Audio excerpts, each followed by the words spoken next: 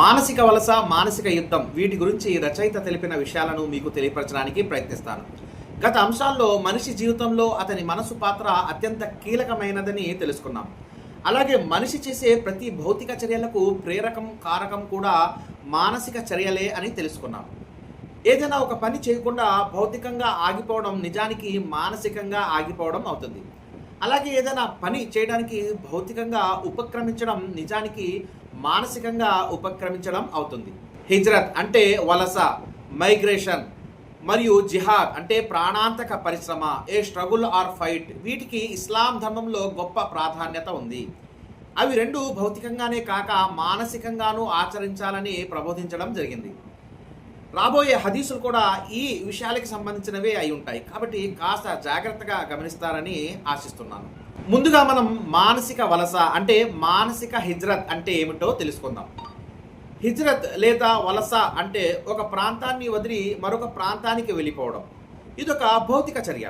సాధారణంగా తన ప్రాంతంలో సరైన ఉపాధి అవకాశాలు లేకపోవడంతో వేరొక ప్రాంతానికి వలసపోవడం జరుగుతుంది.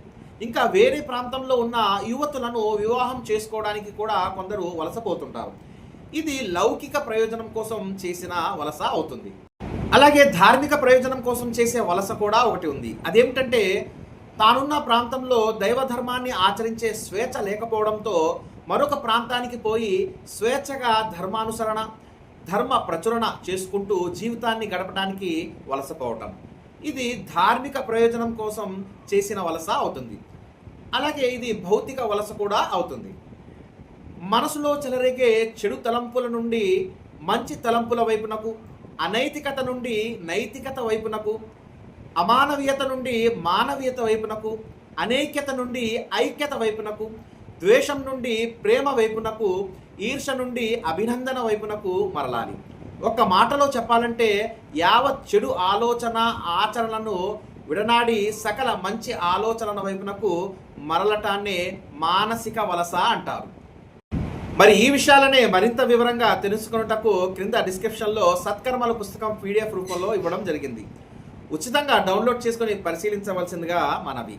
సత్కర్మలు పుస్తకంతో పాటు కాఫిర్, ఖురాన్ మతోన్మాద గ్రంథమా అనే మరో 2 సమాచారాత్మకమైన పుస్తకాలు PDF రూపంలో ఇవ్వడం జరిగింది. వాటిని కూడా డౌన్లోడ్ చేసుకుని పరిశీలించవలసిందిగా కోరుచున్నాను. మరి వచ్చే వీడియోలో మరో టాపిక్తో కలుద్దాం. అంతవరకు సెలవు. జై హింద్.